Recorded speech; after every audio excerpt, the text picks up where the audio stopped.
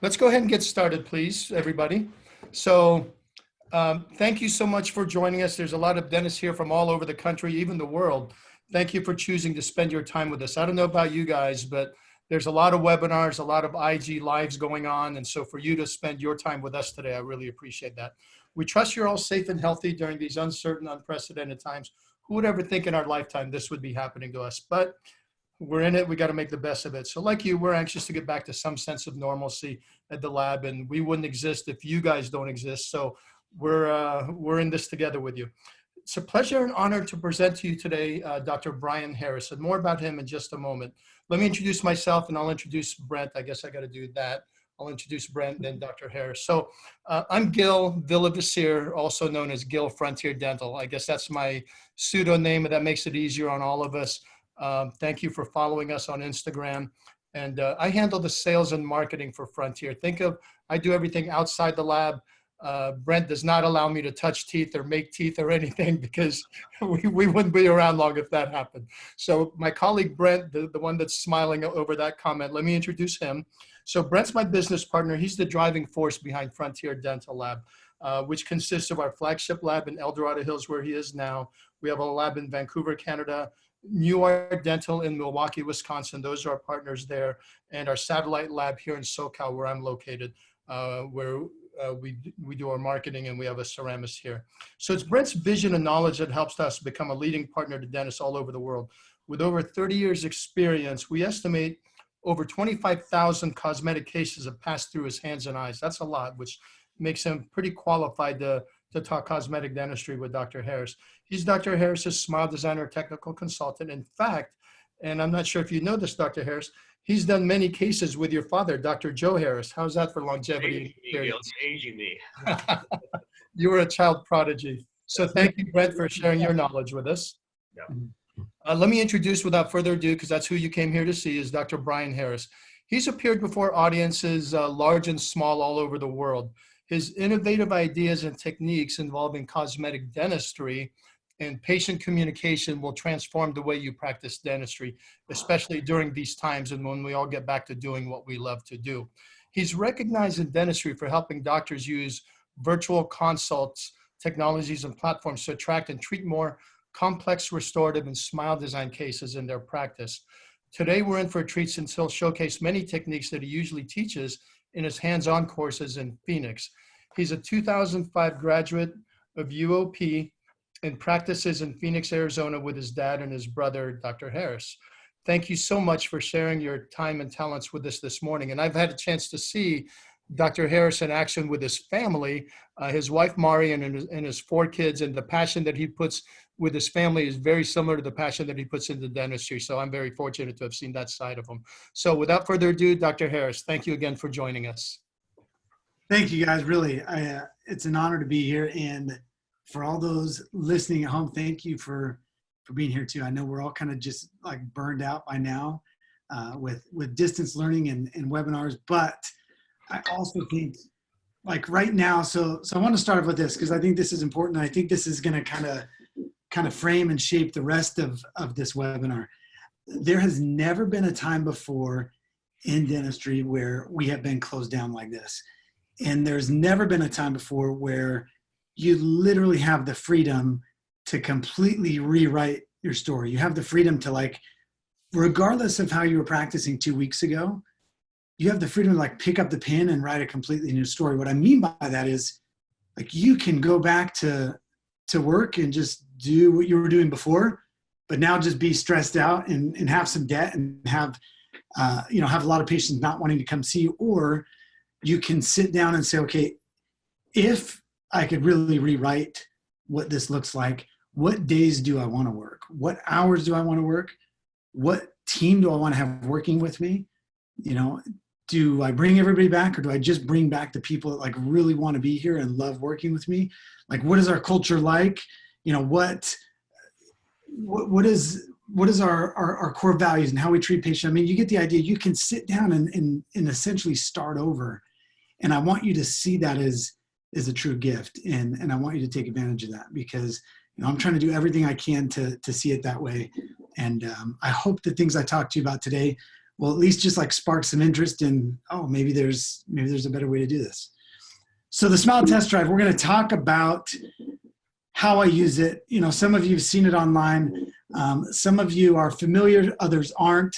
The concepts are pretty simple, but it's in the details of how it's done that make it successful. You need to realize that out there in the world, there are millions of people unhappy with their smile. There's millions of people that are self-conscious. They truly just don't know who to trust. They don't know what to do. They have no idea what things cost. The ones that are coming into your practice right now, that's these ones. They're the ones that are going to come in anyway. They're the ones that maybe don't love their smile, that are getting second opinions, they're driving across town, they're getting babysitters, they're taking time off work, they're doing all those things anyway. Those are the ones that you can sit back and just wait. They'll come in to see you. What I am obsessed about is helping doctors find all of these ones here.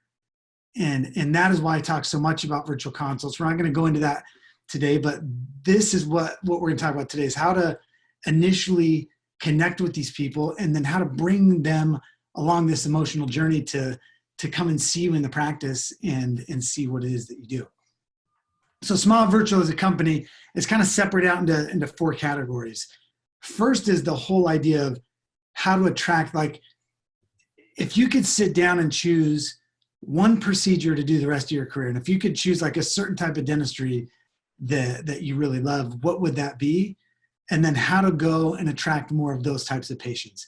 That's like level 1 of what we teach. How to use social media to do that, how to use social proof to do that, how to use giveaways, influencers, you know, all the different things that we teach on the whole attract side of things. The second piece of that is then how to use virtual consults to connect with these people and get them in to come and see you in your practice. 3 weeks ago, there was like 3 players in the virtual consult space. There's like 25 today, right? And everybody, in my opinion, is seeing it wrong. They see virtual consults as like, it's the thing. It's the way to communicate with patients. And by having that, you'll be successful. Like, it's such a small part of the whole process. The virtual consult itself, yeah, you need to know what to say. You need to know how to say it. You need to know when to say it. You need to know all those things. But the success is all in the stuff around that makes it work, okay? Once you connect with people and get them into your office, the third part, this is what we're going to talk about today. How do you convert them? You know, they're emotionally converted, they're financially converted, having gone through the virtual consult, but how do you get them truly converted to the new smile and to what it is that you're going to go and create with them? Okay, and then the final piece is obviously the treat part. That's like the smile design. That's like the details. It's actually like what a lot of what Rob went through last week. If you haven't watched his webinar yet, go watch it, because he goes through like the how-tos of, you know, what bonding agents to use, cementation, prep design, all that. That's like all the treat side of things. That's the stuff that we do at the hands-on course that Gil was talking about. Okay, so let's dive in.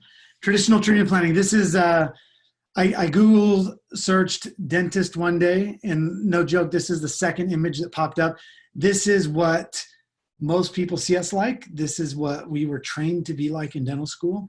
And what I mean by that is, you know, it's white coat, it's models, it's explaining, it's leaning patients back in the chair and making a list of all the things that need to be fixed. And then it's giving patients the Dentrix printout of, hey, here's all the things that you need to get fixed, and here's the different, you know, steps that you need to take and where we need to start. It's a very logical process.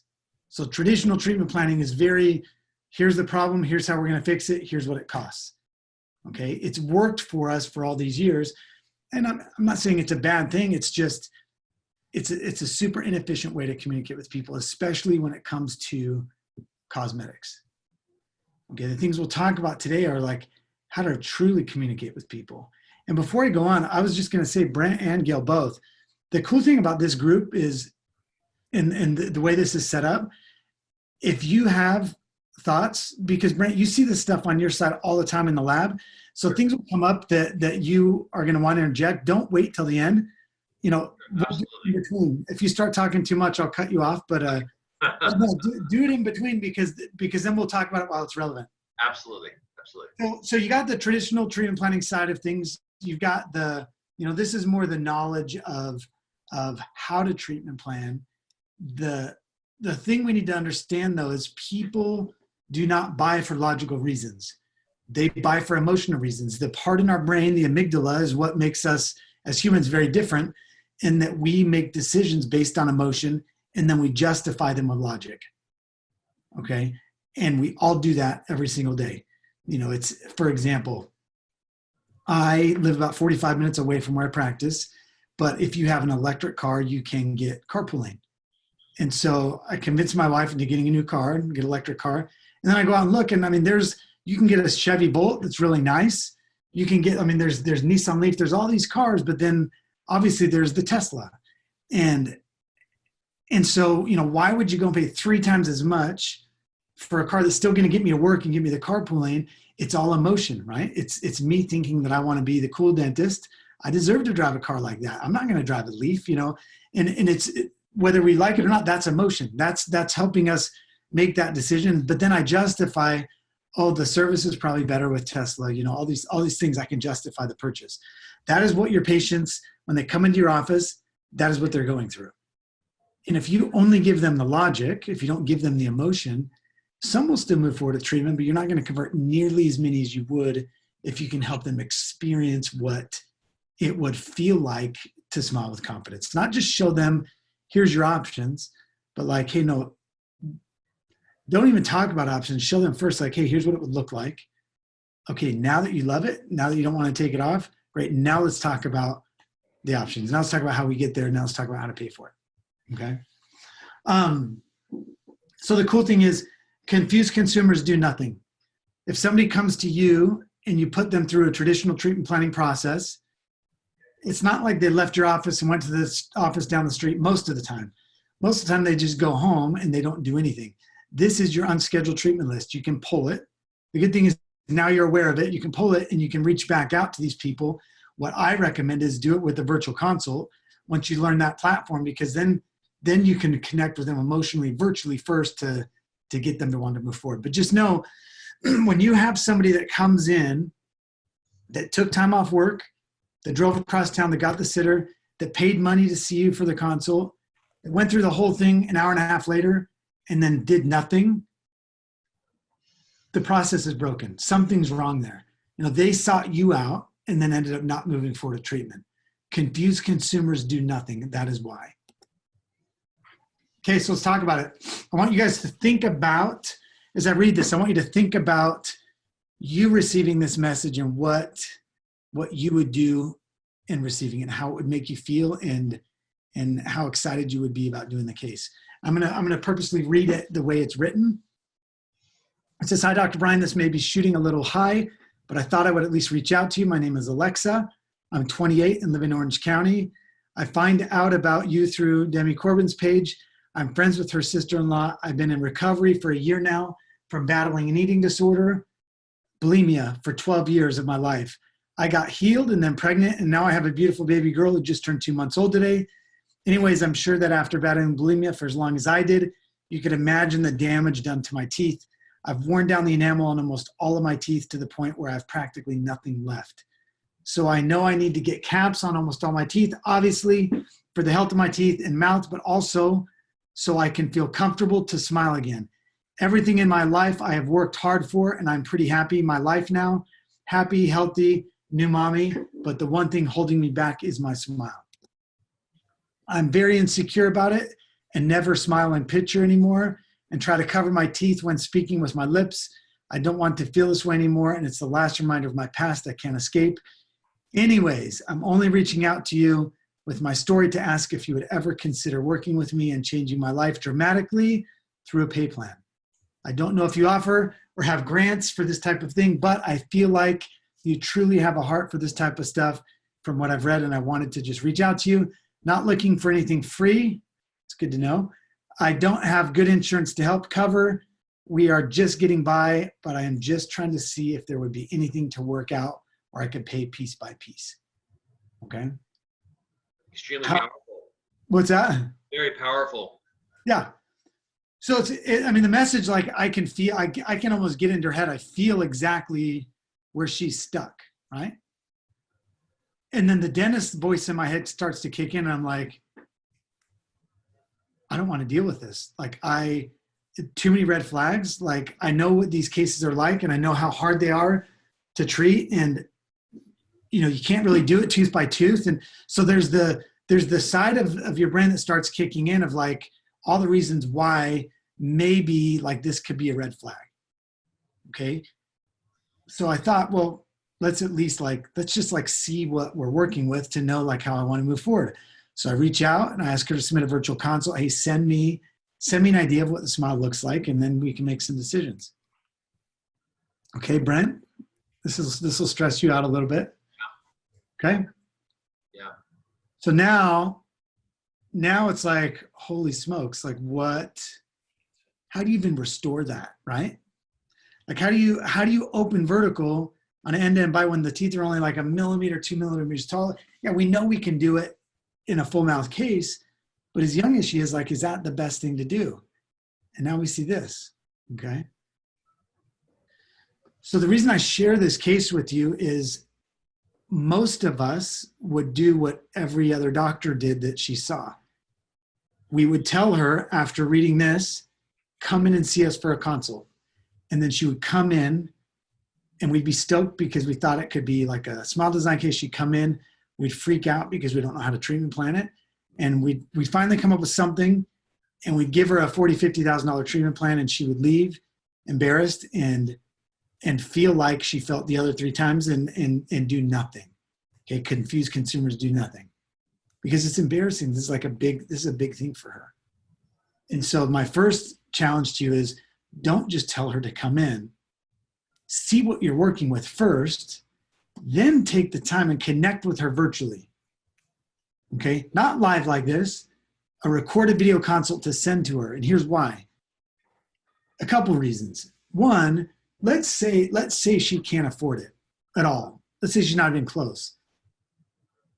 Give her at least 5 minutes of your time. When you read this and realize like, this is pretty powerful stuff. And this is a woman that is like at a point in her life where she's at a crossroads.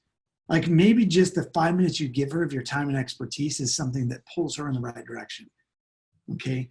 2, give her your time, get in front of her, build trust with her. Why?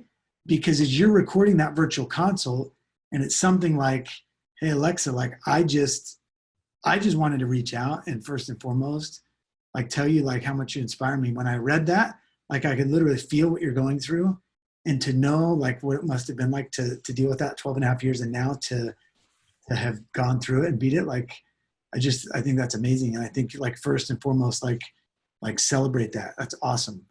And secondly, like I can help you. The problem is like, to do this right, we're going to have to like really plan it right. But I just want you to know, like, I can help you through this and it could look amazing.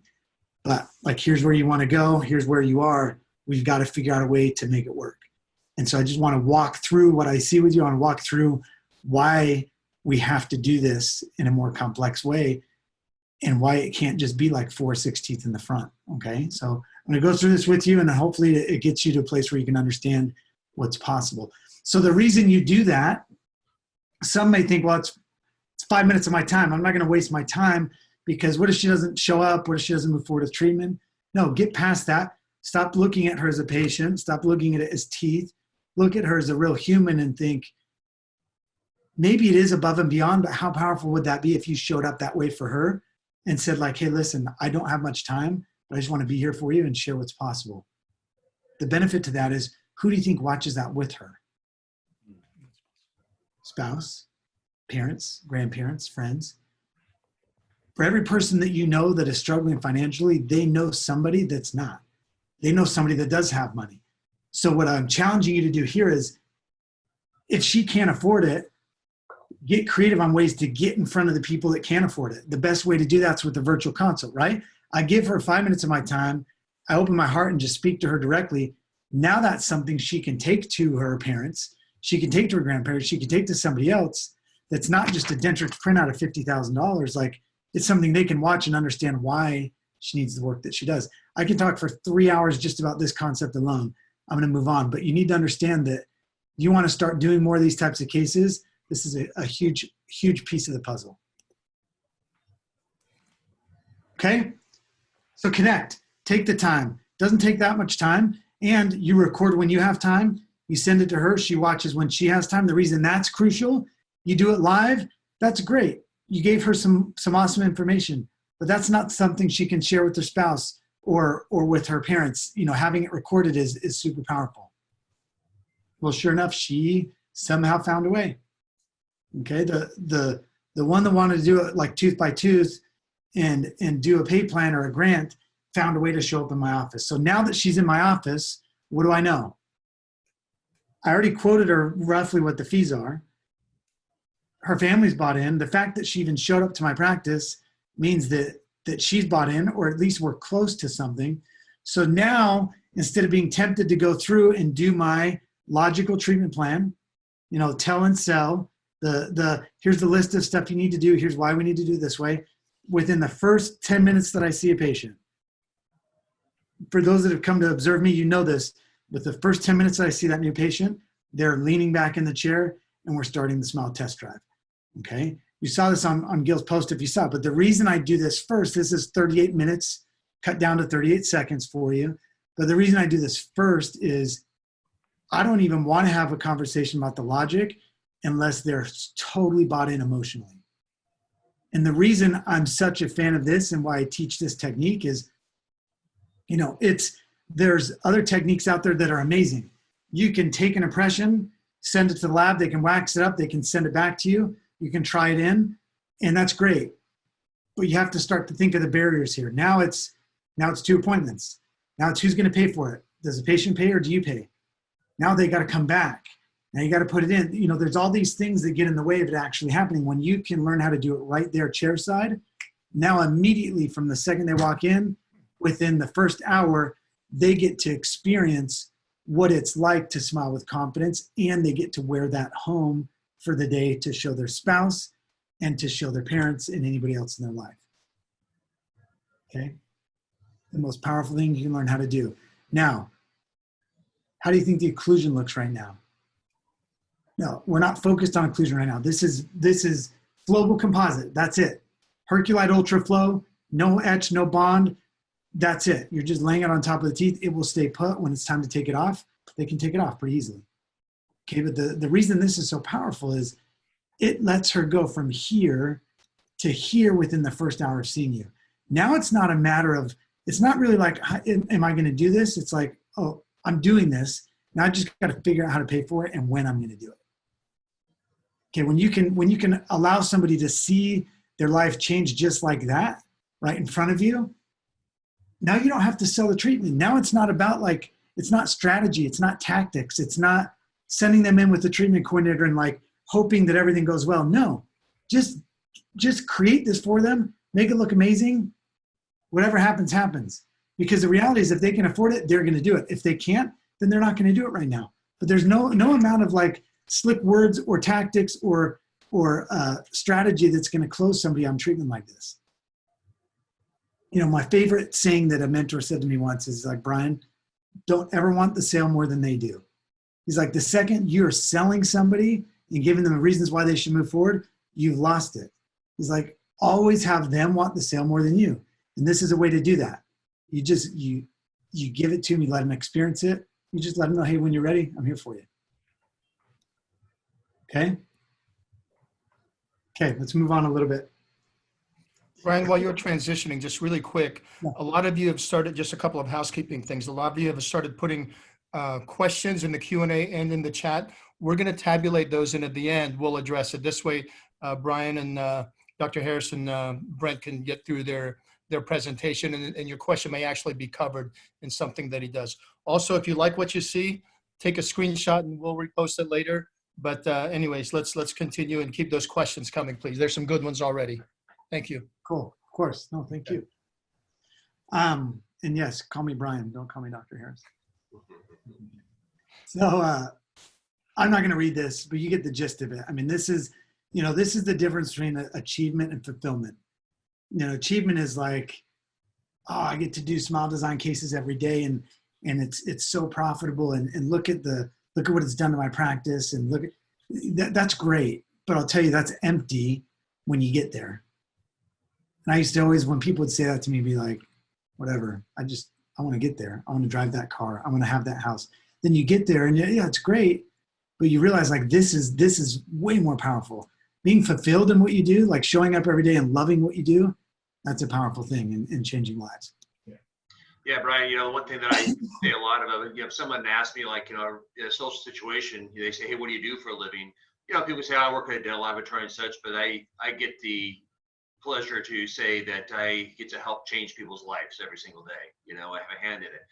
And I've always said this too. It's like, I know it's dentistry and such, and in some respects, I've always said it's like, we're not really curing cancer, but I actually think we are curing cancer, the cancer of low self-esteem and low self-worth.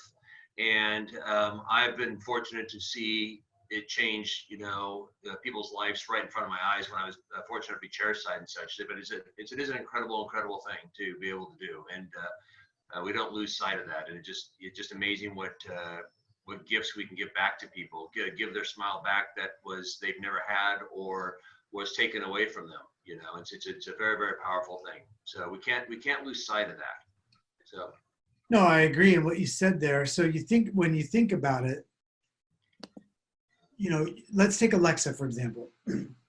She's moving throughout life. So imagine the 12 and a half years before of what that was like every day and what that felt like to be in her brain, in her heart, and her mind, and to be struggling. And then to beat it and to be 2 years like clean, and then to look in the mirror every day and like see that and remember that and like living with that I can't even imagine what that would feel like. So, but now look at like, you help somebody be able to take their life and pivot. And now she's moving throughout life in like a totally different way now. And it's cool. What the coolest thing is to watch her on social media, to see how she's showing up as like a wife and as a mother and as a friend. And like you scroll back and you can see exactly when it all happened. You can see the before, never smiling. And then you see like this transformation. And that's a powerful thing, because it really is, you're changing somebody. So what I changed really, listen, and this is an important thing to talk about, because some people may look at, virtual consults, test drive, like, geez, it's so much extra work, like just get them in. No, if you want to distinguish yourself or differentiate yourself from everybody else out there, you can't just have like a veneer versus a veneer or a smile versus a smile. Like, you have to be able to provide more value. You have to give people a reason to want to work with you. So I've just done it this way by providing access to me. Yeah, I'll give people access. It takes time out of my personal life, but I just schedule it now within the practice, and it's fantastic. Once I provide access, then I answer their questions. I create transparency. I tell them who I am. I tell them what I do. I tell them what things cost. I let them decide when they're ready. And then when they do come in, I show them what's possible in that first visit. And so now it's not like my smile versus the doctor down the streets, because you can't compare the two, because what we're providing is so much more value. This is what I teach doctors that go through our course, is just like, hey, do this. The only difference between me and you at this point is I've just done a lot of it and practiced more. And the second you start doing more of it and practicing, the better you'll get at it. So the cool thing is, it costs you nothing but the flowable composite that you're going to use. I don't care what Explorer you use, what light you use, what discs you use. Herculite Ultra Flow, if you want to do it right and you want it to work, get Herculite Ultra Flow. The other composite, the viscosity is it's different. It's either too thick or it's too runny where it doesn't stay put, and it becomes really challenging. So take it, either come to one of the courses, we'll teach you how to do it, or teach yourself how to do it. It's not hard. You just have to practice. So take some of this downtime, take 5 of your team members, practice on them, document it, take photos of it, take before and after photos of it so that it's a natural thing you do in your practice now, and then share it with your patients, share it online, make it like a thing that you actually do, and people will request it. So Gary comes to see me. We take out 1819. He is now coming in because he wants all his teeth out in dentures made. And so I look at his teeth, and you know what, when you look in the mouth and you see that all the teeth are there and they're broken down, but they're like hard as a rock, that's what I saw. And I saw him, I said, Gary, you don't want these out. I said, yeah, I know they're broken down, but can we just like, do you have 30 minutes? Let me just like show you, we could change this without taking your teeth out. And then, yeah, it's going to be more expensive than new dentures, but let me just show you. And this is just a quick test drive. I didn't even replace the little missing tooth that was over here. Quick test drive. He's totally bought in. He moves forward to treatment. The reason I share this case, Gary's an iron worker, right? He's not a 25 to 40-year-old female on Instagram. This is like real people. These are people in your practice every day. Look at this. These pictures are probably 2 months apart. But this looks like 5 years younger in this picture. If you ignore the teeth completely, look at his eyes, look at his face, look at just, right? Incredible. 20 years of smoking, quits cold turkey in temporaries. So when I saw this picture, I'm like, Gary, what is happening here? He's like, Brian, he's like, it was like just enough for me to quit smoking. And he comes in this day in like skinny jeans and Vans and like, he's like this cool dude now flirting with my hygienist. And so it's cool to see like how somebody's life can totally change. And that's, to me, that's a pivot. That's like going down this path, take all my teeth out, have a denture. Great. We all know what that looks like. We see those people in our practice every day. And this is like amazing. And it didn't take much. Did a little zirconia bridge here and we went back to the canine. These are still his natural teeth. You know, the possibilities are there. Amazing. Okay. So we'll do a couple more of these just so you understand like the type of patients that really it can help. This is somebody who saw my dad a year before for a cosmetic consult, and he told her what he probably should have told her, which was, you don't need anything. Your teeth are fine. Like, you know, you don't need veneers. Well, then she came back a year later, but then she scheduled a consult with me. And so I just, you know, before going there, I said, what if, let's just do a test drive. Let me just show you first what it could look like, and then you can decide. You can see when you get closer, she's got a composite here, little fracture here, but overall, like really nice teeth. And so we just did a little 4-unit test drive. And she sent me this from the car that same day. This is the envelope that says teeth and $3,000 that she'd been saving up in tips over the last several years to pay for this. So she's going to get it done. It's someone's going to do it. If it's not me, she's going to go to somebody else to do it. I mean, she's determined to do it. So we ended up moving forward with it. It turned out to be a really great case. That's a temporaries. And then that's a final, 4 units. And she's turned out to be one of my greatest referral sources. She does hair and she sends a lot of people in to see me. So just showing people what's possible, it opens up so many more doors for them to experience it emotionally and then be bought in. We, as humans, studies show that we make judgment calls within the first half second of seeing somebody, within the first 4 seconds of talking to somebody on the phone. And I made that judgment call with Colton, just like a lot of you probably did when that picture first flashed up, right? So he was referred to me by a dental urgent care clinic because he wanted to know what options he had with his smile. And he came into my office and I thought, okay, like when you start to, initially you look and you're like, kind of a messed up smile. And then you look closer and you realize it's like really complicated. Look at 9, 10, and 11. Look at the spacing there. Like he'd been to 2 ortho consults, 2 perio consults. Like, where do you place implants? How do you move the teeth? Like what, the spacing is just really funny. And so my patient after him had canceled and I thought, you know what if we did a test drive on him? Like, is it even possible?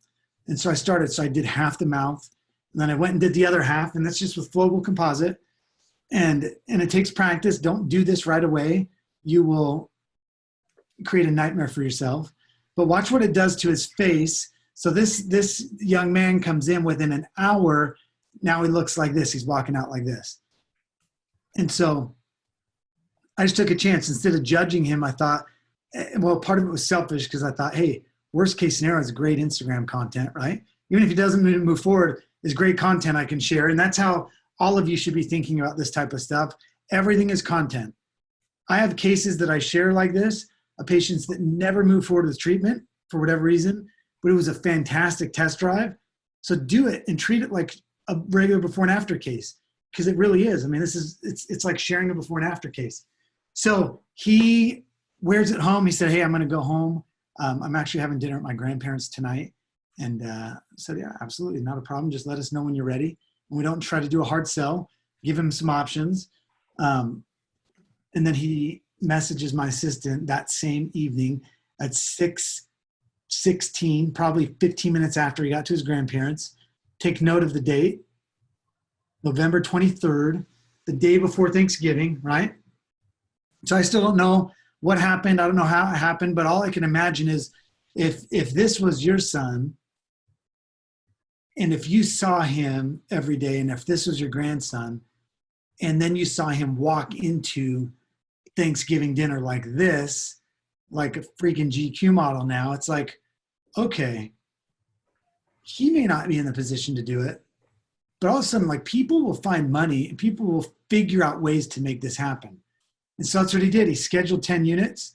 And then in the email, my assistant forwarded this to me. I'm like, this guy's in his last year of business school, Arizona State, really smart guy, 6 months away from like the biggest decision in his life of like getting hired. And he's walking around looking like, somebody that he's truly not. And so instead of making judgment calls, take your time, serve people. Kind of a cool case. No ortho was done here. This is porcelain alone, Emax with a little bit of cutback and layering, and turned out to be a really nice case. Okay, so let me walk you through it's way easier when you're here and we have models to work off of. We can do it together. I'm gonna do it based on photos for now, just so you can kind of see the flow. But every single time, it's included in every one of my cosmetic consults. They come in, hey, I don't like my teeth. They're small, they're translucent. Great. Listen to them and then say, okay, so there's two ways we can do this. A lot of people are more visual. And so if you would like to see what the smile could potentially look like, we can do it right now. I can start right now. It'll take about 40 minutes. And that way you can wear it around today, experience life with kind of that potential new smile and see what it feels like. Or I could just lean you back and we can take photos and I can just go over the photos with you and tell you what I think you should do. And obviously almost everybody, one time I had an attorney that was like, just like not a very nice guy. Like I could tell from there, and he's like, no, I don't care. I just want to know the cost and just tell me what to do. He ended up doing full mouth. So like I was stoked, but he didn't care. He just wanted to look better. He was only there because his wife sent him. And so then don't do the test drive, just go to the photos. But the idea of the test drive is use flowable. You all know how to contour teeth. The great thing about this is you don't have to worry about things getting wet. You don't have to worry about bonding. You don't have to worry about contacts. You don't have to worry about occlusion. You just get to go create. You're going to put the flowable on, polish it down, and sculpt. Yeah, it takes a little time, but that's why you're going to practice on your team before you go and start doing it on patients. But when we do an over the shoulder, and I'll bring live patients in, and each doctor gets a patient, within the first time they're trying it, and some of the stuff that these doctors are putting out looks amazing because of just like seeing it and getting an idea of how it's done and then going and doing it. Okay, so I did 6 on her because that's what she wanted originally. Then in seeing this, she's like, okay, I love this, but I definitely want to go a little bit brighter. Is that possible? Yeah, you can go brighter for sure. The problem is, see already how these are a little bit brighter than this back here. If we go brighter here, it's going to look kind of silly. So if you go back and do 10 teeth, you can choose whatever color you want. And actually doing 10 teeth lets us be a lot more conservative with the prep design. So she buys into 10. This is kind of my process. Same day, raising tissue. I did it on half the mouth and I do it on the other side. And then this is after full prep. So minimal prep. When I do minimal prep, I still open the embrasures a little bit because I don't, if you don't create a little bit of space there, actually this would be one for you while we have time right now if you want to answer it, Brent. But the mistake I made early on is I would say, oh, this is going to be a minimal prep case. I wouldn't prep much. I'd give it to the lab and I just hope that they would work some magic. But what happens then is, to get down in these embrasures, this area down here, it's really tough. Or if they did get in this area, they'd have to really make things really blocky. So just taking and opening up and just giving a little bit of space in that embrasure makes all the difference in the world. Will you speak to that if you have anything to say about that? Yeah, Brian, absolutely. You did a nice job on just kind of rolling that in and kind of, you don't always have to break the contact on these cases like that. But the other thing, you got to kind of go deep enough and kind of elbow it in a little bit there, because sometimes we've seen cases a few months later where they didn't go all the way. You can actually see the demarcation line between Right here, usually, right? yeah, demarcation line between the natural tooth and the junction of the veneer. So you just kind of push it back a little bit there, definitely. And then the minimal cases thing, you will have to kind of take off a little bit there, especially the line angle stuff like that, so you can actually have room to put the porcelain back. Because even though Emax or Empress like that, you can get that stuff pretty darn thin, especially the Emax. But sometimes that interproximal, we don't elbow those in enough, it gets down to probably about 1/10 of a millimeter or stuff. And you start talk about, I think Dr. Soto last week said the most stressful part of the whole process is putting these things all in. You're putting them all in, and you push something in, you hear a little snap, and then the distal of a veneer pops off, and just kind of a bummer for the appointment. So that really does help the laboratory as well too. And it also helps with the proportions of the teeth as well too. By being able to, we'll have more play on getting the exact proportions if we have that rolled back into the interproximal more. So it looks very, very nice. Yeah, and it's a way sometimes it's like we want to talk about 10 units, but we don't want to overwhelm the patient. And so we're like, do we just tell them to do 6? Because then maybe they'll accept it and not be overwhelmed. The great thing is, and one of the tools I use all the time is just honesty. I just tell my patients, like, so here we are. If they do 6 here, to do 6 and to get it to flow with the rest and to have it look good, we have to take away more tooth, right? I mean, you don't have to, but most of the time you do, because you need to bring it back enough to have thickness for the porcelain to have it still look natural. Where if you do 10 units, you don't have to take it back as far, because now you can build the smile out a little bit more. And so, this is temporary. Right after, you can see what the temporary is. Once the tissue is taken back, I build the temporary right to that, so that then the tissue can heal to the temporary. Then when they come back, we pop the temporaries off. That's how you can get like really nice looking results and have the tissue look really nice too. Okay. We don't have time to talk about tissue right now, but what I will tell you, if you want to avoid getting burned on tissue removal and getting puffy gums afterwards, stay away from the embrasures here. Go more straight cervical. You can go a little bit on the embrasure, but don't, when you take it more facially and cervically, but don't take as much from the embrasures. That's where people run into problems from what I've seen. Hey, Brian, can I ask a question real quick? Because I get this a lot at the laboratory when we get diagnostic wax-ups and such. And when we get the photos, we always get really good records from our doctors about, photos and models and everything. And then, when we look at the photos, we can see that we want to, we definitely need some gingival work to be done and such. And sometimes we'll call the doctor to say, hey, I suggest we move the tissue heights, get these even out, moving up. And they say, no, the patient elected they didn't want to do that. And can you speak to me for a second about maybe, it's like one of those things is like, you don't want people to think it's kind of an add-on sale. And so sometimes they give people the option where they want to do that. But in some respects, what I know and we all know here is if the tissue is so important to the outcome of the case, that if they put the decision into the patient's hands, they could be disappointed in the results at a later time, and you could be actually redoing that case in another month or so. And so maybe you can speak for a second about like how do you communicate that with the patient, or if you just say, hey, you know what, we're doing the tissue because you want a great smile, that's my job to do that, and that includes doing the tissue. Yeah, no, that's really good. So here's what I do. I always tell my patients, the symmetry on tissue height to me is just as important as what the teeth look like after, and the porcelain and the color and the shade and the shape. Because what happens is when you take a smile, just like this, for example, you take a smile that actually, if everyone can just like work with me here, let's imagine that this top picture was the actual heights of the tissue. Imagine that this wasn't taken back. But imagine this is like those typical cases where a little bit of toothbrush abrasion and you've got recession up on one side but not on the other. It doesn't look that bad right here because the teeth are a certain color. The more perfect you make a smile, the more obvious those type of things are, okay? So you can have a case like this and they never mention it. And then you make the smile perfect and they're focused on it. And they look at the smile and they're like, wait, why are these teeth over here so small and these ones are so big? The second you make everything bright and make everything look more ideal, the second they'll notice things like that. So in my case, the way so sometimes it happens, Brent, because there's fear on the doctor's side of they don't want to screw with that because they don't want to mess it up. And Right.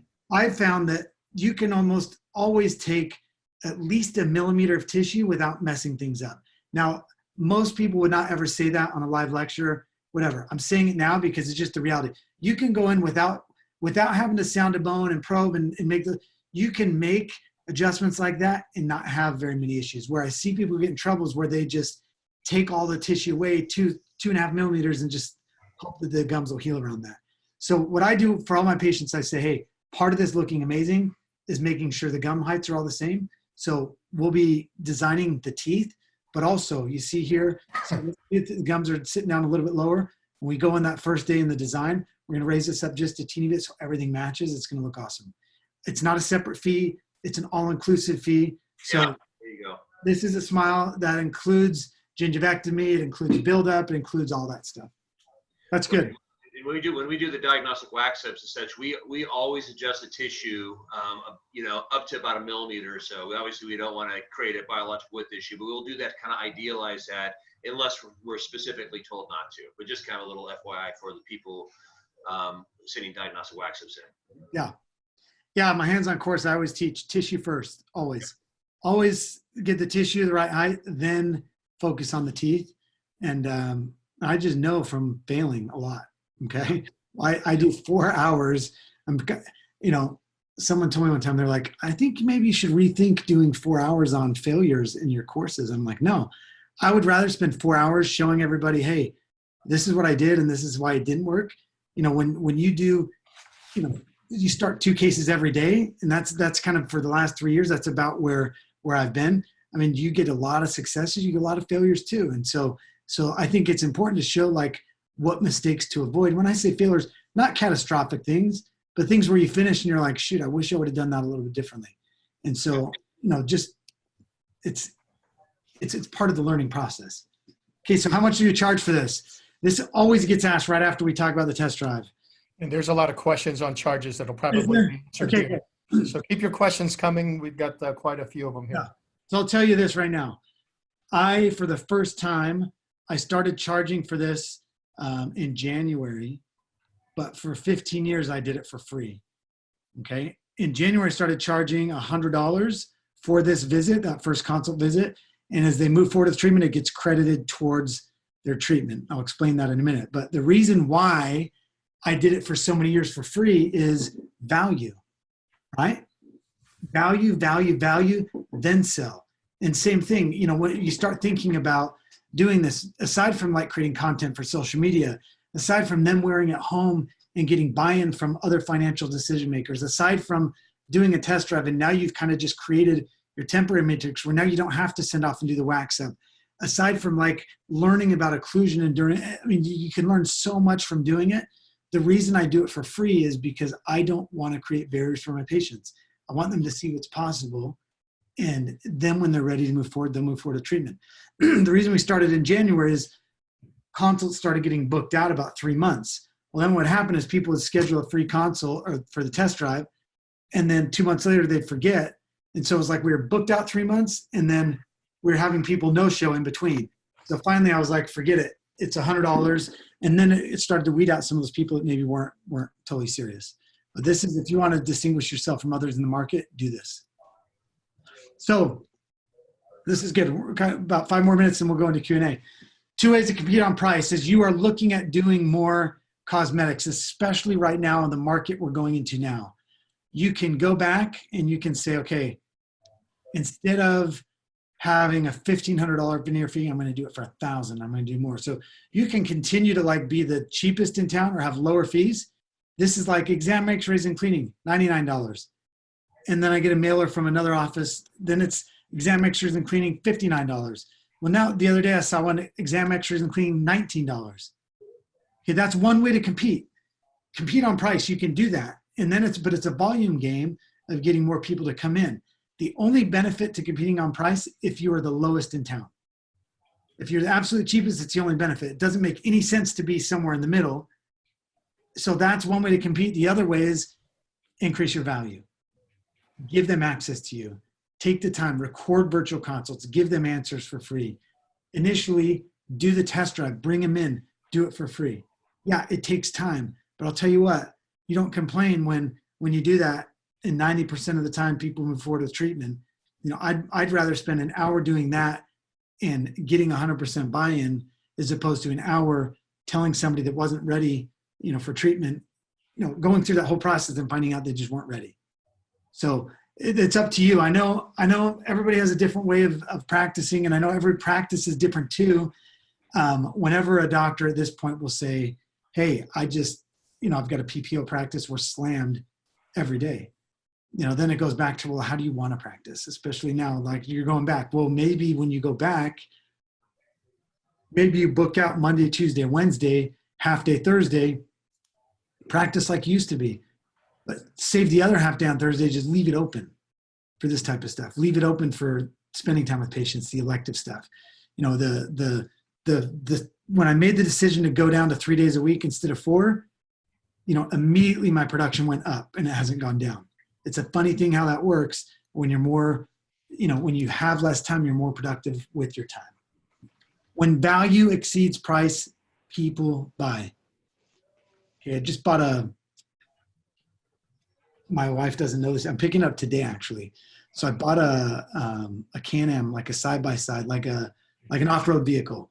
And me and my boys and my daughters like have dirt bikes and quads, but my wife doesn't have something. And so I went and bought her one yesterday. And when I was there was the place I bought it from. Long story short, I ended up paying like $1,500 more there, where there was a place about 30 minutes away that I could have saved $1,500. The people over here, the value, like the way they treated me was amazing, where I made it, and it's the same thing. It's a commodity, but I bought over here because the perceived value in relationship.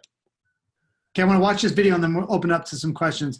What I want you to think about, is just a couple minutes, is what things would have been like if I would have not, Alexa, what things would have been like even for a lecture like this, or for her life, or my life, if I would have just seen that and said, hey, call in the office, schedule a consult, versus like how things played out in the end.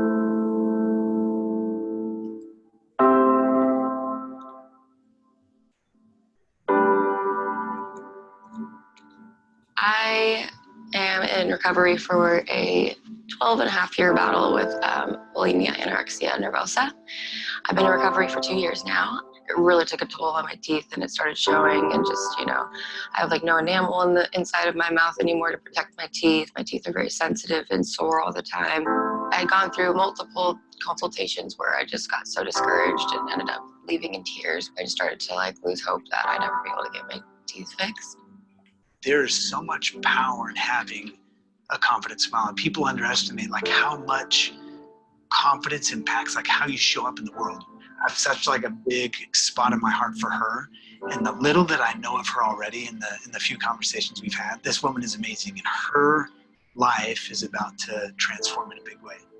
It felt like he really got me, and you know, he took time to like give me this amazing consultation, make me feel like a human, and you know, really, you know, got the points of what I was searching for. So I shared it with my family. They had the same reaction. And, you know, I just knew then that he was going to be the one, that I was going to do everything it took to get my mouth fixed.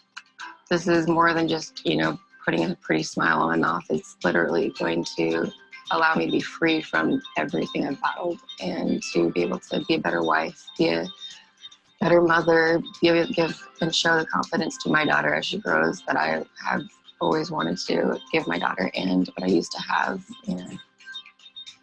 This is life-changing stuff, and what she's going to go through in her physical transformation is going to really impact her emotionally, personally, in a really big way. You know, going from like having all my teeth pretty much shaved down to having a full mouth of teeth, it was like, whoa, there's Alexa. Me being able to smile again, I think just really brought back the piece of me that was missing. he just brought a lot of hope to my life. So it was just super cool to work with him. And I mean, he was exactly how I thought he would be. One thing I would notice when I like had my damaged teeth was just like how people take smiling for granted, and something that I like wasn't able to do for so long. And I'm just so happy to be able to do that now. You know, it's made me a happier, brighter looking person, you know. He did an amazing job, so it's super cool. And my family was just like completely overwhelmed because they know this is something I've been wanting for so long. And I'm sure it reminds them of, you know, the younger, more innocent me that before all the stuff had happened. You can get through it. There's light at the end of the tunnel. I'm a living example of it. So. Okay, thank you, Brian. I've got a lot of questions here, and I'll just run them off. And Don't steal my thunder. I was going to close with something. oh, I'm sorry. Go for it. No, just easy. So no, what I was going to say is like I want, like as we all go back to work, and as we all are like looking at what dentistry is going to be like for us moving forward.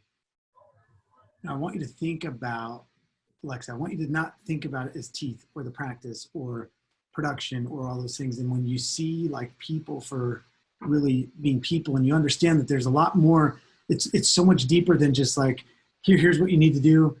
Hopefully you can afford it. It's like really connect with people, be there to serve them, help them. And that way you can do way more of the stuff that you love. And it's that difference between achievement and fulfillment. And when you get to show up every day and just do the stuff you love, it makes it, you know, so much more rewarding, you know, doing what we do as dentists. And I firmly believe that. And I feel like we truly have this gift of time of being able to come back and practice in a totally different way. So yes, now open it up, Q&A. Okay. So Well I didn't done. mean to steal your thunder, but here's some thunder back to you. You've given us goosebumps. I got a direct message from somebody who says, God, Gil, these keep getting better and better. So there you are. You didn't disappoint having had rock star status. Okay. Maybe here's one for you, Dr. Harris. You know, you mentioned a lot when value exceeds price, and maybe we could just go through our journey. I didn't know Dr. Harris at all. I saw him on Instagram, but I saw a common denominator. A lot of our best doctors were using Smile Virtual. And so I reached out to Brian and I said, I got to learn more about Smile Virtual. I wasn't trying to sell you anything on Frontier Dental Lab, right? And I said, here's what we can do with our Frontier Dental Smile Virtual doctors, and how can we help you promote your Smile Virtual platform to our existing dentists? Because my philosophy, along with Brent's, was let's help our dentists become more successful. That's why we're doing webinars. So how did that play into our how you became a part of the Frontier family then? Yeah, well, I mean, I think what you actually told me when we met up for dinner that one time when you were in town, you said, hey, you said, Brian, I've had like this realization of, instead of going out and trying to just find more doctors to work with, I just would rather take the amazing docs we have and figure out a way to double their cosmetic cases. And I thought that was a really interesting way to look at it, because that is the same belief I have of like, hey, instead of going and just trying to get more and more new patients, like slow down a little bit and be more effective with the consults that you have, and you can do twice as much dentistry. And so I think naturally that's why it worked early on, is just, you know, it's value. To me, that's value too. That's a difference in value versus just, you know, looking for more business. Yeah, I didn't go there to dinner trying to sell you a bunch of crowns, right? No. We never even discussed fees, nothing like that at all. Nope. You obviously knew Brent, so his pedigree was helpful, but you know, you knew we could deliver. But yeah, it was just value. That's how I went into it. Okay, let's get to some of your questions, and I'll go through these kind of quickly. How did you get this patient to take good pictures like this for the virtual consult? The up close ones? I presume, yes. Yeah. So that's a good question. It's different for everyone. Sometimes I've gotten pictures like this before on a Smile photo where I can't even tell if they have teeth, right? And I don't care, you know, truthfully. For me, it's not about the photo. It's about, now I know who's looking for someone. Now I know what they're struggling with, and I have an opportunity to get in front of them. That's all I care about with the virtual consult, is to get in front of somebody and create a relationship there. Now, some people you'll see, they'll take great photos. Some people send photos like that where you're like, oh, they actually get what's going on. I think she did, only because she'd already been to 3 consults. She understood that that biting down photo was important because that was a big part of things. She just, I think because she'd been around it a lot already, she knew kind of what to send in. But yeah, those were good photos. I had never thought about it that way. I still don't know how she got those occlusal shots, but because those weren't in office, that was iPhone style. Now it could have been, actually, I hadn't thought of it. It could have been from one of her other consults, and the dentist took it and sent that to her too. Did I hear correctly? And they're taking it off at home? Yep, they take it off at home. So that's because it's just laid over really the facials of the teeth. When they're ready to take it off, I tell them just bite down, kind of grind side to side. It'll crack off and pop in pieces, or I tell them to take a fingernail up by the gum line and just pull it down, and it will also come off. What are you using to remove gum tissue on prep day? I use a diode. I have several different diode lasers. To me, they're all the same. I do it at like a 0.8, 0.9 setting. And, if it's in that millimeter or less range, I go for it. If it's a millimeter or more, then that's when I'll sound to bone first, take my measurement, make sure I'm 3 millimeters away from crest of bone, not a made biologic width, and then I'll take it up that way. Okay. I think you answered this question within that. You send them home with a Smile Design mock-up and just have them wear it till it starts to break off. Do you get them back in to remove? No, yeah. It just breaks off on its own. Yeah. Some people have worn it for like 3 days. Okay. Does everyone start with a Smile virtual consult, even if they call an office wanting an in-person consult? And how often do you incorporate ortho and Invisalign before Smile Designs? Yeah. 3 questions So there. the whole purpose of the virtual consult is to get them for the in-office consult, right? Okay. Where it gets tricky is if someone's like, hey, I'm ready for an in-office consult now. What we don't want to do is create a barrier and say, okay, to schedule you, go back and record a virtual consult. So my rule of thumb is, hey, if they've found me in a way that wasn't through Instagram or virtual consult and they just want to schedule, then I have my team just schedule them. I always, when I walk into those visits though, it's a different feel because I walk in and I realize they don't know me. They're just seeing me for the first time. They've never heard me talk to them. They don't know the type of work I can do. They don't know what my fees are. So it feels like so much more work doing it that way. But I do believe in, if they're calling for an in-person, give them the in-person. Don't put up a barrier that doesn't need to be there. Okay. What camera do you use? I use whatever I bought from PhotoMed for $2,400. And I get made fun of by a lot of people in the speaking space because of my lack of knowledge of photography, which I freaking love it. And I don't want to learn anymore. All I want to know is like, I have a little mark on the floor where my team stands to take the close up and another mark for the full face. And it's just the same photos every time. Keep it simple. Okay. Do you end up taking an impression of your mock-up on that first visit to save for later to use as a matrix for the temp? Yeah, that's what we do. Yeah, when it's crazy, when it's a complicated case like that, I take an impression of it and algin it because we still need to wax it up and get the occlusion and make all those changes. But I still take it to have a reference point of like length and width and what's going to look best. Yeah. Are we allowed to share photos of patients on Instagram where the patients are identifiable? Do you have them sign any paperwork? I have it built into my new patient paperwork. It's just part of what they sign and it's really clear, like if they're comfortable sharing photos or not.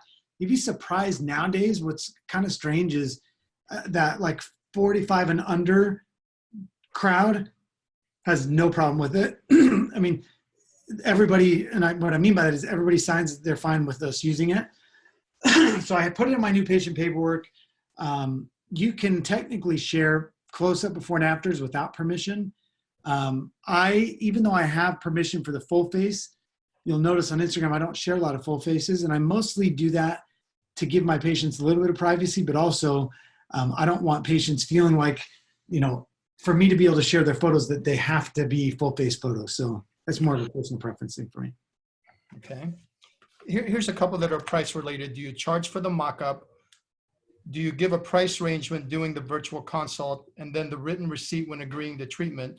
Or do they sign an itemized treatment plan with a price per tooth procedure or a price per procedure bottom line only? I think you covered some of that, but.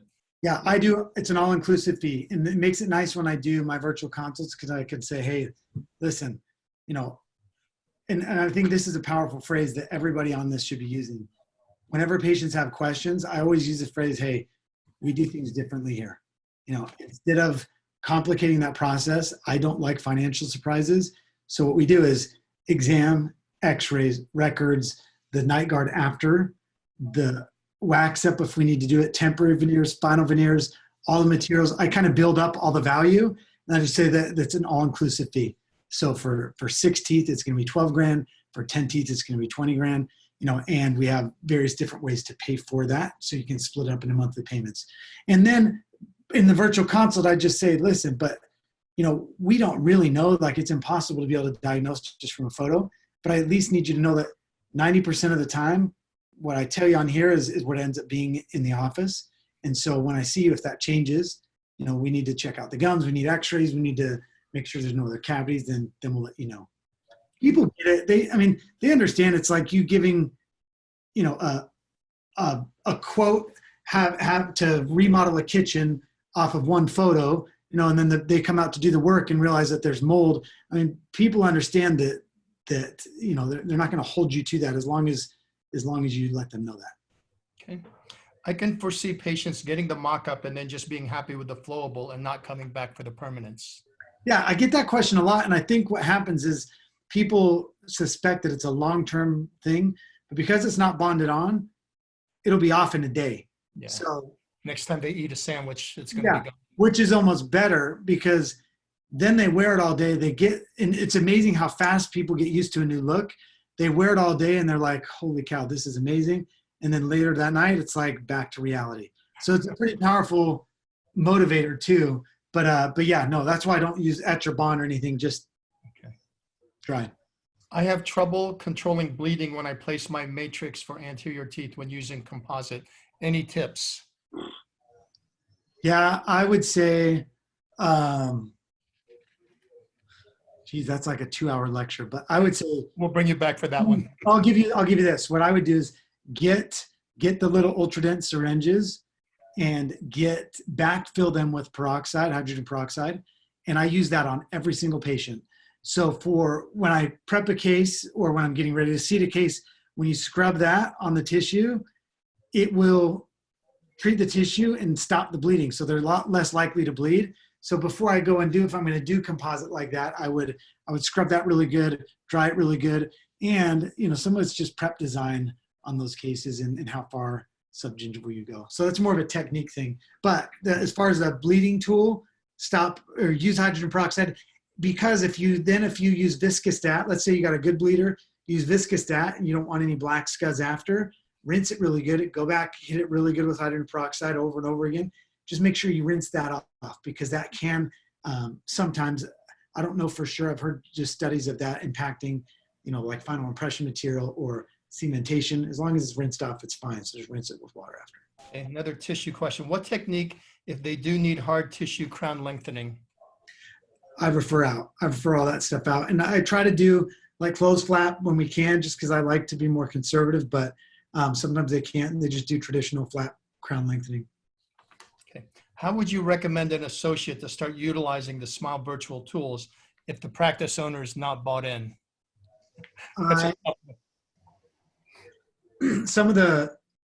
I go back and look at like the most pivotal points for me in my career are the times when I made like crazy financial decisions, meaning like the time I signed up for this business mastermind, and I won't tell you the fee, but I promise you it'll make you sick when you hear it. And it was this total emotional purchase. I signed up that specific mastermind, those 4 meetings that year is what preempted all of the things that I'm doing now. I hired a coach last year that was way more expensive than it should have been. And it was an emotional purchase, and it was the single best decision I ever made. So I believe that sometimes making those big sacrifices or making purchases like that, when you go all in, it forces you to be all in and make drastic change. So I say all that. The next thing I would say is do it when you're ready. But if you believe in the concepts, then make that investment in yourself and take a risk on yourself and do it, but just go all in to make sure you're successful. I've had a few doctors do that where all it takes is one case to close and they've made up their whole investment for the whole entire year. And then it's almost created problems with the partners because now the associate's doing all these big cases and starting to produce more than the partner, and that's not always the case. But my point is it can be powerful if you believe in it. Good problem to have. Brent, Yeah. listen closely because this one's addressed to you. Uh-oh. This was amazing. The motivation for an old dentist like me to create the cosmetics only practice that I've always wanted. Brent, where have you been hiding Dr. Harris? I love, love, love this stuff. No, that's excellent. It's a great thing of, I think we're all being kind of webinared to death right now, and I think it's good because it sharpens our chops. But the thing about it is that I've noticed over the years, especially the clients that work with us, and actually I know almost everybody on this here, our clients we work in Frontier, they're very, very, very good technically. And I think sometimes there's that thing where they want to, the thought process is the more I improve my technical skills, the more cosmetic dentistry I'm going to do. But I think in some respects, having, seeing things with Dr. Harris, what he's doing right now, like he's really emotionally, getting to the emotional part of the patient, stuff like that. He didn't really talk about which burrs he uses and which tools he uses and everything. You can get that somewhere else and he can do a whole nother lecture on that. But I think the important thing is understanding what the patient wants and really connecting with them. And the many cosmetic practices that are they do very good. The first thing they do is they sit down and whatever vehicle they use, Smile Virtual, whatever, they just listen to what the patient says. I'll never forget one of the things I picked up 25 years ago at PAC Live. Just a little tidbit where the doctor said, there's lecturing doctor said, there's an inverse proportion on the more technical I get talking to the patient, the less cosmetic dentistry I do. And so I think sometimes the patients just want to be able to trust you and just say, you know what, you're going to look great. And just let us do that. So, so I think having something like this is very, very important. I think it really appeals. So Thanks, Brent. I'll share with you later who the doctor is. I just don't want her to get revealed that she's an old dentist like me. Can I tell, and I'll speak to her real quick. Okay. I want her to go look up Ed Camacho in San Antonio. So Ed he's been practicing 40 years. And when he first signed on, that was a conversation that we had because he's like, I got 2 years left. Now, I don't know if this is for me. And I think the conversation went kind of like, well, hey, if you have 2 years left, like, why wouldn't you want to only do the stuff you love for the last 2 years? Like, why not go out like with a bang, And so, and it's funny because he doesn't do a lot of social media. He's got ads at the mall that talk about his virtual consults. And he messaged me, a few months ago, and he's just like, I'm just having the time of my life. He's like, I've done more cosmetic dentistry in the last year than like the previous 5 combined. So that's exciting for me when I can see the potential it really has to impact people, but I got to give him credit. He took a chance on himself and he got out of his own way and he like made the investment and sacrifice. He's definitely put the time in, but sometimes it's our own, what's in between our own ears that keeps us from being able to really have what we want. Okay. And another handful of questions. Dr. Harris, make sure you have your goosebump meter on when I tell you this. Oh. This comment says, this young guy reminds me of me many years ago. And that's from Ross Nash. There it is. There's the goosebump meter. Legit. Yeah. Wow. Thanks, Dr. Nash. And Dr. Nash is a good friend and a big part of the Frontier family. So that is, I think we can end on that. And I'm just kidding. That's not end, but that is, thank you, Ross. That's amazing. And I have to speak to that because that's, it's guys like Ross, it's guys like Brent, like it's guys like what my dad went through when you see like an opening in the profession to say like, okay, there's possibility here for more. And you take that, it's a pretty amazing thing how it changes the profession. And it's you guys that laid the groundwork, for the stuff that I'm doing. People are always like, do you feel like you rode your dad's coattails? Absolutely. Absolutely did. And I put, it was all my own efforts, but I came in and hit the ground running, tried to learn as much as I could from him and his friends. And yeah, I think having good mentors, awesome. Ross is one of the best. We know that. Awesome. I figure you would like that one. So let's get through a few more technical questions. I also do want to cover what Brent said about, are we getting webinared out? This is just a plug for what we're doing. You know, why webinars? Obviously, during this time, everybody's home. And what our whole focus was we wanted to bring value to you. My concept was I wanted you to feel like you invested and traveled to Phoenix to see and hear from one of the best in cosmetic dentistry, and that's Dr. Harris. So we're bringing to you in your living room while you're in pajamas and your hair don't care and your dog's next to you. And from the comments, obviously it felt that way, that here we brought Dr. Harris to your living room. And so it's mission accomplished for us. And we really appreciate all the comments. So thank you. All right, a couple more. How can we dentists who are now Smile virtual dentists learn to do the quick mock-ups? Is there a video course, or is it the end of this video? The best way to do it, so this is the best way to do it is obviously in a hands-on course, but actually the best way is to just practice. Because of what's happening right now, we actually message me directly, whoever's interested, but it's going to be the end of May. We're going to do a virtual course. It's going to be an all-day event. And the whole thing is based around everything we just talked about today, but more like step-by-step, how doctors can do it in their own office. And we're going to try to get kits sent out to everybody like I normally have in my hands-on course, so they at least can start to practice. But yeah, that's one of those things that once you do it a couple times, you realize, okay, it's not as hard as you think it would be, but it's also one of those things when you're first doing it, if you don't have some, it can be really frustrating. Okay. Do you use provisionals as a guide for your gingivectomy? I don't.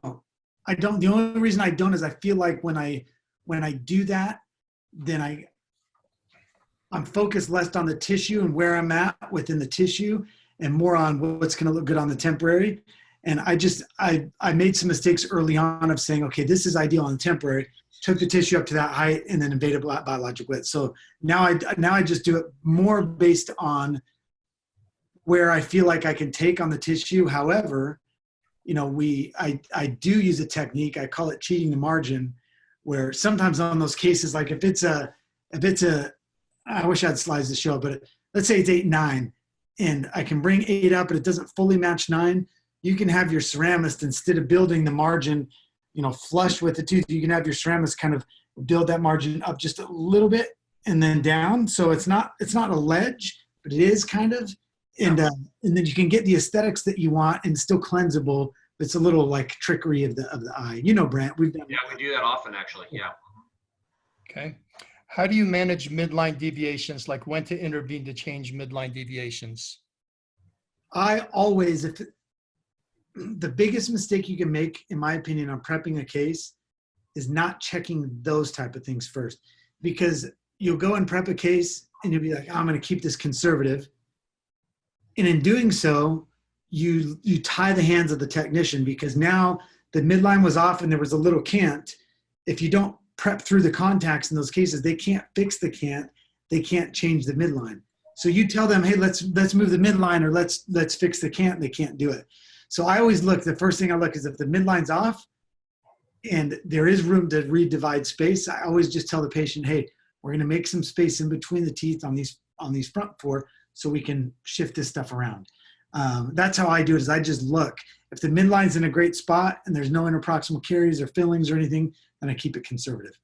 Okay. For some patients that have problems financially, what are you typically reducing your fees by to help? Okay.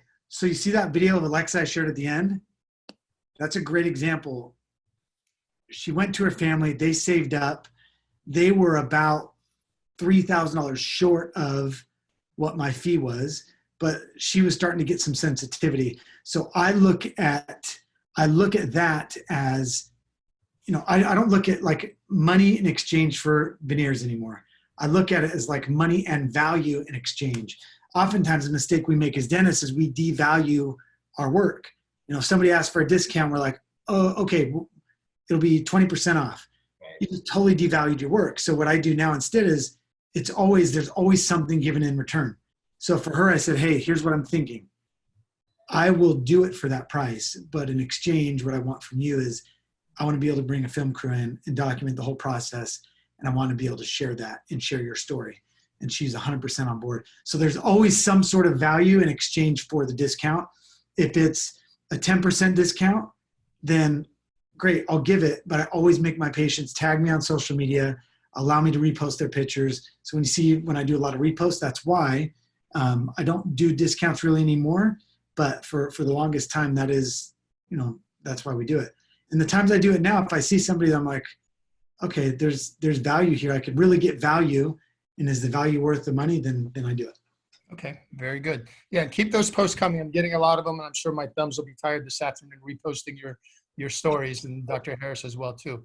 Here's a really nice comment, and we'll end here.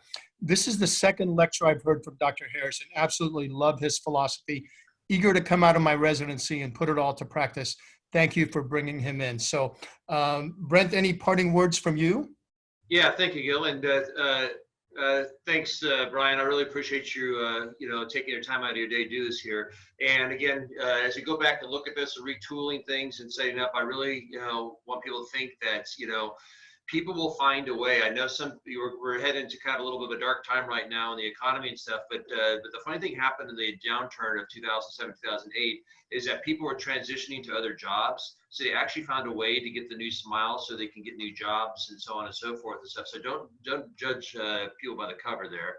Secondly is that, the beautiful thing about the webinars, and I appreciate a lot of the people that are joining us here, but I have, at least one person I know really well. He is in the UK right now. My buddy Justice, dentist over in the UK, and he changes people's life in the UK all the time. And so it's kind of nice that he's been able to join us here, and that's a beautiful thing about the webinars. And thirdly and lastly, Brian, you finally solved the mystery and why Gil wears skinny jeans for me. He got a smile done, and now I can't get him out of skinny jeans. And so he doesn't post those on Instagram, but he should. Thank you for doing that. So. Well, my kids told me they're not cool anymore. So just as I'm comfortable wearing them, now they're wearing the baggy jeans I wore in high school. So I'm like, I give up. Yeah, exactly. So, but again, thank you, Gil. Thank you for putting this together for us here. You're welcome, Brent. Dr. Harris, parting words from you? Yeah, I think we are living like a really cool time within the profession, and I think there's so much opportunity. And the cool thing is, the docs that are on here right now, they're the ones that are going to get through this and come out in a way better place. Why do I know that? Because it's a Friday. And why? Because the webinar ended 30 minutes ago and they're still on here. They're still on, yeah. Yeah. And so the parting words are just like, I think believe in yourself and give yourself permission to practice dentistry the way you want to practice. Just because it's always been done this way before, just because the only way to eat a hot dog before is just like eat it as fast as you can, doesn't mean you can't look for a better way. And, don't be blinded by, just what you know now. Like look past that, look for something that excites you, gets you excited to come to work every day, and just go out there and crush it, and reach out, like message me if anybody ever has questions. But let's like build this community online. Let's just build it in general as a profession, and see what we can all go create together. Okay. Thank you very much, Dr. Harris. And my parting words are just thank you to Brent, to Brian, to Zach for being a part of this. And with all the nice comments, I didn't even read them all in the DMs and the shout outs. It really just validates what we set out to do. And that's to help you guys all become better dentists now and when this is over. So we're going to continue our series. And of course, in the traditional fashion, I don't know how we top Brian Harris, though. It seemed like the Rockstar campaign truly panned out. So, but we'll be doing a few more of these, again, to fulfill our mission of how do we help you do better, become better dentists. And Brian, one of the things that you said, I was looking at the participant list. There's a kid on here on a Friday, a dental student that's supposed to be graduating in a couple months, Mike Villavasir. I didn't even tell him about it. He just saw it. So that's my son, and he's picking up, and I want him to be one of those dentists, like you said, that's going to come out of this better, stronger, and all that. So again, mission accomplished. Thank you, everybody, for joining us.